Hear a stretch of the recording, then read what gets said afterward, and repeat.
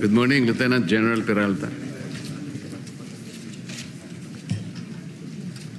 Tama po ba na ang birthday ninyo is May 14, 1970? Yes, sir. Which was last month? Yes, sir. Meaning to say you already reached the age of 56 and you were bypassed upon seeing the adjournment of Congress on June 3. Is that correct? Yes. Yes, sir. As a matter of fact, this circumstance also applies to the rest of your colleagues, namely Vice Admiral Alan M. Javier, whose birthday is May 16, 1970.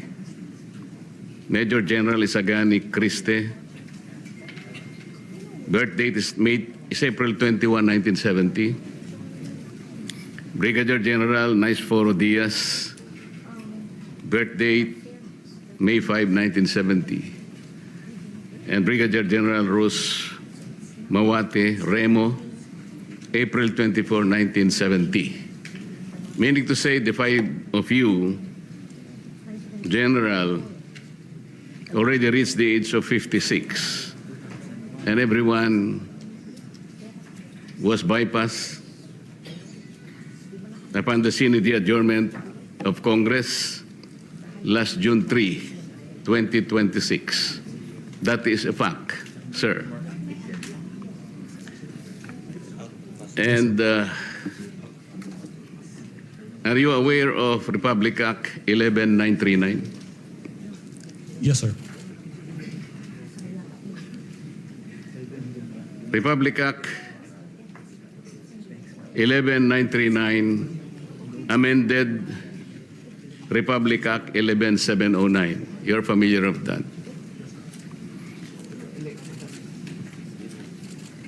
Do you know why I am citing this particular law, General? Yes, sir. Why? We are less than 1 year, sir. Yes, you are correct. Section 2 of Republic Act 11709, which is now Section 1 of 11939, last paragraph, says that to be eligible for appointment or promotion to the grade of Brigadier General or Commodore O-07 or higher, except for positions under Sections 2A and 2B, the officer must have at least 1 year remaining of active service before compulsory retirement. And would you say that you lack at least 1 year remaining of active service before your compulsory retirement? Yes, sir. We were ordered to come here, sir, and we are directed to appear before the commission appointments. And so therefore, it only means that the five of you may no longer be eligible for reappointment in view of the prohibition under Section 1 of Republic Act 11939. Am I correct, sir? Yes, sir. Thank you. Thank you, Mr. Chair. Thank you, Honorable Marcoleta. Honorable Senator Ping Lacson is recognized. Yes, Mr. Chairman. Just for clarity, I believe, and I was told by the Secretary of the Commission on Appointments, that the ad interim appointments of this fine gentleman and lady is a mere resubmission of their previous ad interim appointments given before the resumption, the May 25, 2026 resumption of the first regular session. And since this is a special session, it is a continuation of the first regular session. Therefore, hindi pa po sila pasok do sa 1-year ban. Kasi hindi naman po nila kasalanan na nagkagulo-gulo kami dito sa Senado at hindi na take up yung kanilang confirmation. So with that manifestation, Mr. Chairman, I move that we recommend to the plenary the confirmation of the aforestated or aforementioned gentleman and lady in plenary. I so move, Mr. Chairman. If there's, yes, Honorable Rizon Taveros. I second the motion, Mr. Chair. Any objection to the motion duly seconded? Mr. Chair, Yes, Honorable Albano is recognized.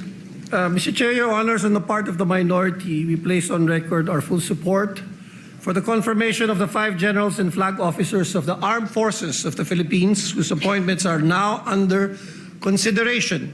These officers have rendered long and distinguished service to the nation. As such, the minority supports the favorable confirmation of their appointments and commends their dedication and sacrifices in their service to the Filipino people. Mr. Chair, as the acting minority floor leader, on behalf of the minority and the Filipino people, we interpose no objection to their confirmation. Thank you, Mr. Chair. Thank you, Honorable Albano. Honorable Bongo is recognized.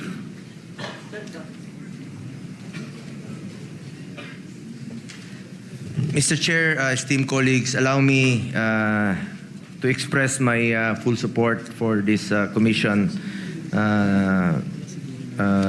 As this commission gives its consent to the well-deserved appointments of the senior officers of the Armed Forces of the Philippines. These officers have demonstrated professionalism. Opo, sir. Support lang po. Manifestation lang po. These officers have demonstrated professionalism, dedication, and unwavering commitment to their duties in safeguarding our nation's sovereignty, protecting our people, and upholding the Constitution. Wala na po akong katanungan sa kanila. And in fact, itong dalawa, no, si Vice Admiral Alan Madrid Javier, Lieutenant General Edmundo Peralta, are mga tanglaw diwa, class of 92. Their years of service, leadership, and sacrifice reflect the highest ideals of military service and have earned them the trust and confidence of their fellow servicemen. At naintindihan ko rin po na yung 1 year bar rule, no, na dapat nilang mahabol dahil bawat star na alam po ni Senator Ping Lacson yan noon pa, parati nating pinaglalaban dahil napakahalaga po sa kanila yung 1 star na madagdag sa kanila. Yan po dala-dala na nila hanggang sa kanilang pagtanda. At maraming salamat rin po Senator Ping sa mga suporta mo noon sa sundalo. Mr. Chair, dahil sa kanilang kabayanihan at pagbibigay serbisyo sa ating bansa, gusto ko lang pong bigyang pagkilala at pagpupugay sina Vice Admiral Alan Madrid Javier, Lieutenant General Edmundo Peralta, Philippine Army, Major General Isagani Ocampo Criste, na naging PSG rin po nung panahon ni dating Pangulong Rodrigo Duterte, Brigadier General Nice Foro, no? Medrana Diaz Jr., Philippine Army, and Brigadier General Rosa Mawate Remo, women in uniform.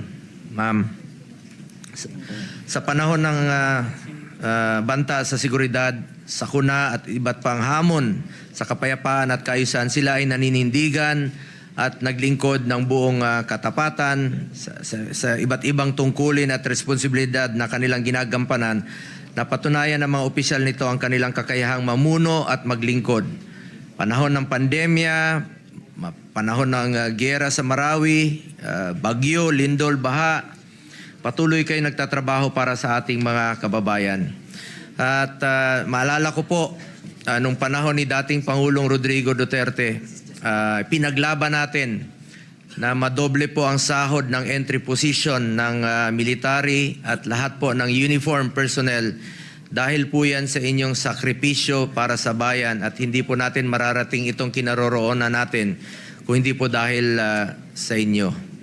As our first line of defense, your continued courage and commitment are vital to defending our country's honor, rights, and future. We also call on you to remain steadfast in protecting our sovereignty. Maraming salamat po sa inyong dedikasyon, sakripisyo at walang katulad na serbisyo sa ating mga kababayan. Wala po akong katanungan kung hindi nagbibigay lang po ako ng full support dito sa ating hearing sa Commission on Appointments. Dati naman po akong membro dito since 2019. At hindi po matutumbasan ang inyong kontribusyon sa bayan. Pero meron lang po akong paalala sa ating Armed Forces of the Philippines. Unahin lagi ang interes ng bayan. Unahin po lagi ang interes ng bawat Pilipino. Mabuhay po kayo. Maraming salamat po. Thank you, Honorable Senator Bongo. Yes, Honorable Marcoleta. Mr. Chair, I did not get proper explanation on the concern that I raised before this committee. I don't think we are in a position to violate an existing law. What I heard is an assumption that was passed on to the Secretary of this Commission. Somebody presumed that the appointment made last year is supposed to be continued. May I ask the Secretary to explain that, if that assumption is correct? And if that assumption is enough to override the clear provision of the law? Honorable Lacson. Again, I'd like to clarify, hindi po last year. Before May 25, 2026, yung nag-resume tayo ng first regular session. Kasi nag-break tayo. Bago tayo mag-resume, they were given ad interim appointments by the President. So yun po yung ina-apply natin because a special session that we are having today is a continuation of the first regular session, Mr. Chairman. So yung birthday nila fell after. Kailan ang birthday mo, General? May 14. So yung ad interim appointments were given before May 14, I suppose.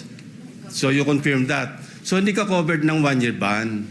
That's the clarification that I manifested earlier, Mr. Chairman. How about the others? Covered sila ng hindi sila covered ng 1-year ban when they were given their ad interim appointments before May 25, di ba? Kasi kung after May 25 resumption, nomination, at saka hindi na kayo mag-apply. But since you were given your ad interim appointments, since Congress was in recess at that time, having resumed on May 25, hindi po kayo mako-cover ng 1-year ban. That's my point. So I hope I satisfy the query posited by the Honorable Marcoleta. Thank you, Mr. Chairman. Well, Mr. Chair, that is an assumption. Somebody should explain from this committee if that assumption is correct. Because the law is the law. They have just reached their age of 56. And they were bypassed. That is a fact. We cannot change that fact, Mr. Chair. That is the only point that I'm trying to raise here. Kasi maliwanag po yung sinasabi naming batas. Wala po tayong personalan dito. I hope that these 5 officers, gusto ko rin naman sila na mailagay natin sa tamang ayos ng kanilang confirmation. But there is a hurdle here. Ilang ang problema rito, Mr. Chair, kasi maliwanag po yung sinasabi ng batas. Lumilitaw, after their compulsory retirement, less than 1 year na eh. As a matter of fact, they were unable to submit the documents for confirmation only, siguro, hindi ko po alam, but only the Secretary can testify when exactly were they able to complete the documents for confirmation. Ang may kasalanan po talaga, yung June 3 kasi, nag-adjourn, pagkatapos, sana man lang, before adjournment, sinabi natin, nag-schedule tayo, na i-confirm natin sila. Wala nga silang kasalanan, but somebody is at fault here. And then we have now a problem with the law. We can't just simply say na we assume that they are not covered by 1-year ban. No. The law is very clear, Mr. Chair. Salamat po. Honorable Teodoro would like to make a manifestation. Honorable Marcy Teodoro. Mr. Chairman, a point of information. Bago po ako rito pero meron po tayong kaso Matibag versus Benipayo, GR number 149036 of 2002. This has something to do and defining what is a bypass appointment. As pointed out earlier by Senator Lacson, that this is basically a continuation of the previous session.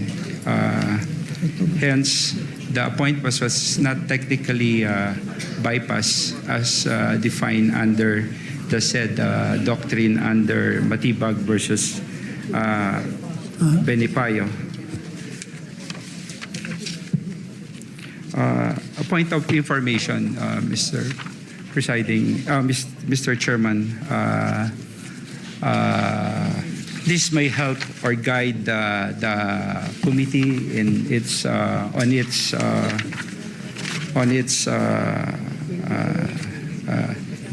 decision. As defined, a bypass appointment occurs only when upon the close of the session of Congress. It's true that the Congress was immediately adjourned, but a special session was called upon, so it's being considered a continuation this proceeding. So if June 17 of this year is considered a continuation of the same congressional session, and this is not a new session, that event triggers the bypass, but not yet occurred. Therefore, the appointment remained pending and subject to the CA action. This is my humble observation and opinion on the matter, Mr. Chair, that the appointments remain pending and subject to CA action. Thank you, Honorable Teodoro. Yes, Honorable Marcoleta. Mr. Chair, I think we should clearly clarify that this plenary session is not a continuation of the last session.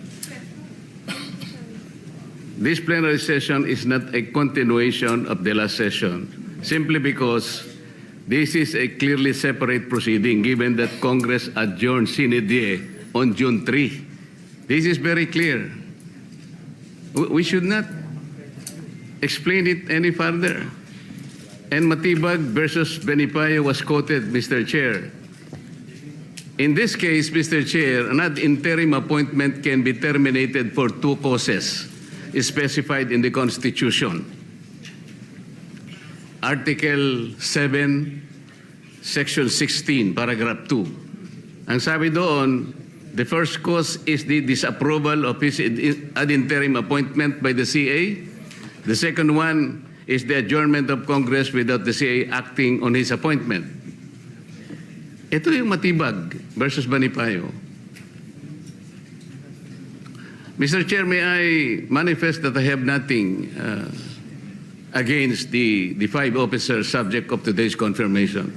I think we have to thank them for their gallantry and service to our nation. I'm just trying to make a point here. But I am not objecting, because we need to know and we need to articulate what is the law that must be the concern of this proceeding, Mr. Chair. Sana wala na yung assumption kasi na sinasabi pa nila kanina that there is a continuation. This is not. Alam natin lahat yun eh. Because we are misleading our members for doing that, Mr. Chair. Ang importante na lang dito, kung wala namang mag-object sa kanila, I'm just pointing it for the record that there is a law that must be respected in connection with this, Mr. Chair. Thank you. Thank you, Honorable Marcoleta. Considering that earlier there was a motion of Yes. Honorable. Go ahead, Mr. Chairman. I was just going to Yes, manifest considering that this is the manifestations of the gentlemen are actually debatable because the Commission on Appointments is a different constitutional body than Congress itself kung tutuusin. Debatable yun. Kaya talagang pwedeng continuation. Only for that matter, Mr. Chairman. Go ahead. Yes, majority floor. Thank you, Honorable Soto. Yes, Mr. Chair. Since there's no objection and there was a previous motion, so I move to act on the previous motion. Considering that there's no objection, the previous motion of Honorable Lacson is hereby approved.